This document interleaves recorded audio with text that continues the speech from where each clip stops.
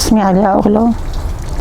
أنا من المكون التركي، يعني بس من أصول تركية، بس من زمان ساكنين كنا ميلادية، وتجوزت لهون على الجزيرة من زمان، يعني من 79 تقريبا.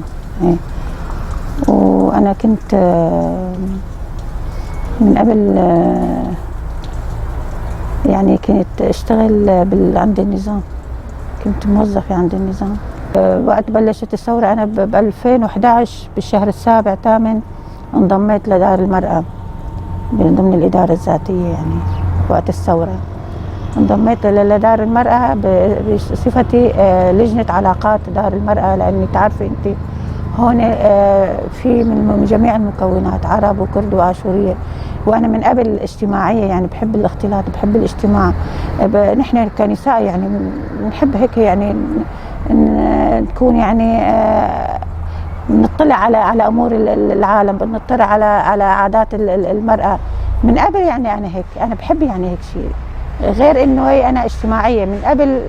وقت كنا ببيت اهلي انا كنت اجتماعيه. يعني هي المؤسسه بتدافع عن حقوق المراه، مو بس حقوق المراه الكرديه، لا، يعني حقوق المراه العربيه الكرديه، حتى حقوق المراه الاشوريه.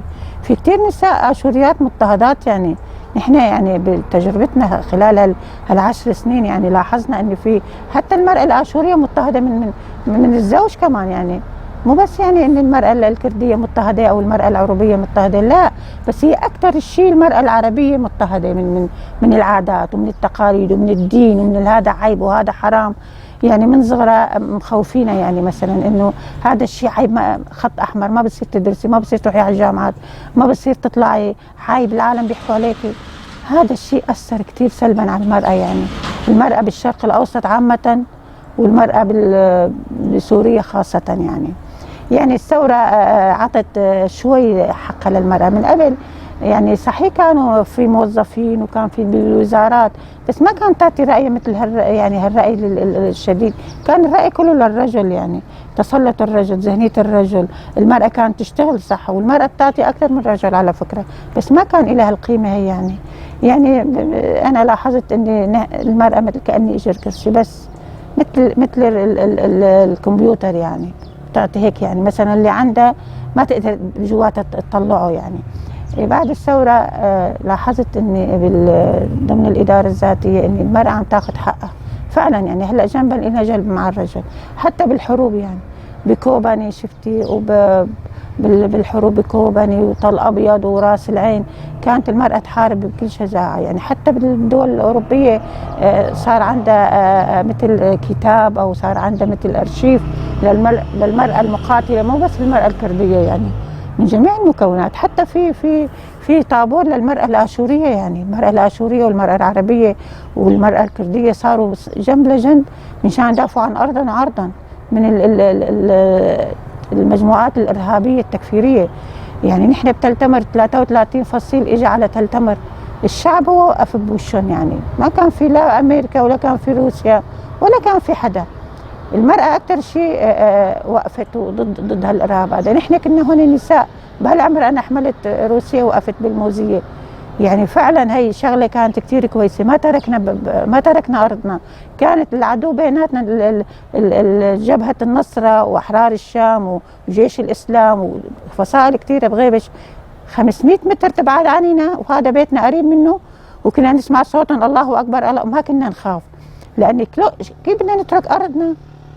بدنا نترك أرضنا لمين؟ مشان يسلبوا وينهبوا ويغصبوا، لأن هدول ما لهم جايين مشان يدافعوا عننا، مشان يغتصبونا. الرئاسة المشتركة، يعني هلا الرجل ما يعمل شيء بلا ما ياخذ رأي المرأة، والمرأة يعني واقفة بكل قوة وثبات. يعني هذا الشيء نابع من إرادتها، صار عندها إرادة، صار عندها قوة، صار عندها حافز إن تعيش. من قبل كانت بالبيت للطبخ وللكنس وللولادة وللحمل وللعزايم والإهانة والمذلة، كان يجي جوزها من برا وقوم اعملي وقوم يسوي. هلا المرأة مو إنه يعني ولا إنه مثلا بدها التحرر، تفهموا بالمعنى الخاطئ، التحرر الفكري، التحرر الذهني، مو التحرر اللبس والجسم وكذا، لا، إن الإنسان يكون متحرر مو عيب. التحرر لازم يكون مساواة بين الرجل والمرأة، لأن كل سنتين في تبديل أو 4 سنين. صرت بريباريت كونغرستار إدارية يعني مع الإداريات، وكمان كانت تجربتي كتير حلوة. كنت أعطي محاضرات، أنا أعطيت محاضرة بالعين عيسى وبالطبقة وبمنبج عن المرأة والسياسة. أول مرة تعطي محاضرات؟ اي أول مرة. اي أنا بعطي كتير محاضرات ضمن تلتمر يعني، بس برا تلتمر رحت أعطيت عن المرأة والسياسة. كتير كان في إقبال بين النساء، لأن هنيك المكون العربي أكثر من المكون الكردي، ويعني وقت كنت أعطي هالمحاضرة كتير كانوا متشوقين لهالمحاضرة، لأن المرأة وقت بتلعب بالسياسة يعني السياسة شيء كبير اسمها، يعني بالمعنى الكبير اسمها كبير. إذا كانت المرأة عم تلعب سياسة مزبوطة المجتمع بده يقوم. المرأة هي بحد ذاتها سياسية، يعني حتى بالبيت المرأة سياسية. يعني كتير لاقت محاضرتي كتير لاقت إقبال، يعني كتير انبسطوا من هالمحاضرة. بقول لك يعني أنا أول شيء كنت خايفة صراحة، يعني جوا تلتمر كلهم معروفين يعني، بس وقت رحت كلهم مثقفات بالطبقة، كانوا نساء مثقفات كلهم يعني دارسين جامعيات يعني. وقت أعطيت المحاضرة فعلا يعني أول شيء شعرت بالخوف، بعدين بلشت أنا أسألهم وهن جابوا، والمحاضرة صارت كتير سلسة وكتير كانت حلوة. أول شيء هيك كان عندي رهبة، بعدين صار عندي فرح، يعني صار عندي نشاط إني أعطي مو بس مرة، مرتين وثلاثة وأربعة، لأن المرأة تستاهل إن الواحد يتعب معها، لأن المرأة هي المجاهدة وهي الطبيبة وهي الأم وهي كل شيء. يعني المرأة هو المجتمع كله بحد ذاته. هي التجربة الأولى كانت صعبة يعني بحد ذاتها، لأني بحياتي ما كنت أعطي محاضرات عن هالشيء، وما كنت متوقع إني أنا أعطي محاضرة. كنت أحس إني معقولة أنا أعطي محاضرة يعني وبهالعمر يعني. لا هي بعدين شوي تأقلمت، صرت أنا هالمرة أطلب إني أنا أعطي محاضرة، لأني شفت إني فيها نشوة، فيها فرح، فيها حتى النساء كانوا يقولوا يا ريت كل مرة تعطونا هيك محاضرات، هن كمان انبسطوا بهالمحاضرات. كنت علاقات دار المرأة، وبعدين علاقات مؤتمر ستار، وبعدين إدارية مؤتمر ستار، وهلا أنا بلجنة الصلح. لجنة الصلح يعني فعلا المرأة ثبتت وجودها أكثر، ثبتت وجودي أكثر من دار المرأة والعلاقات. هنيك كنت ثابتة وجودي، مو انه ما ثابتة، بس هون انا بحب من زمان اني اوفق بين انسان مثلا مثل ابن متقاتل مع ابنه، مرأة متقاتلة مع ابنها، يعني اصالح بيناتهم. يعني حسيت بفرح بقوة، يعني ما بعرف شو بدي اشرح لك هالشعور هذا. يعني فعلا لجنة الصلح اعطتني قوة اكثر، اعطتني ثقة بنفسي اكثر. يعني يوم اللي أنا بصالح بين شخصين أو بين متنازعين، يعني قديش ما الواحد ينبسط بهالشيء هذا. يعني فعلا شيء كويس. المرأة أثبتت وجودها، أنا بعتقد و100% أن المرأة أثبتت وجودها. هي المرأة عادلة. من هلا أنت بتيجي على البيت، المرأة بتعدل بين أولادها، ما بتفرق هذا بنت ولا هذا صبي ولا هذا كبير ولا هذا صغير.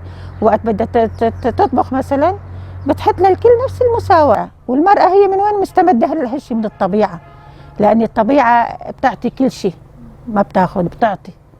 الطبيعة بتعطي الهواء، الطبيعة بتعطي المنظر، الخضار طبعا، الطبيعة بتعطي الجمال. المرأة كمان نفس الشيء، لأن المرأة شبهت بالطبيعة، والطبيعة كلياتنا بنعرف قديش جميلة وقديش الإنسان وقت بيقعد عند الطبيعة بيرتاح. المرأة كمان هيك، يعني ما إلها قيمة نهائيا، بيعوها ويشتروها. المرأة يمكن يبيعوها ل5 6 بوقت واحد.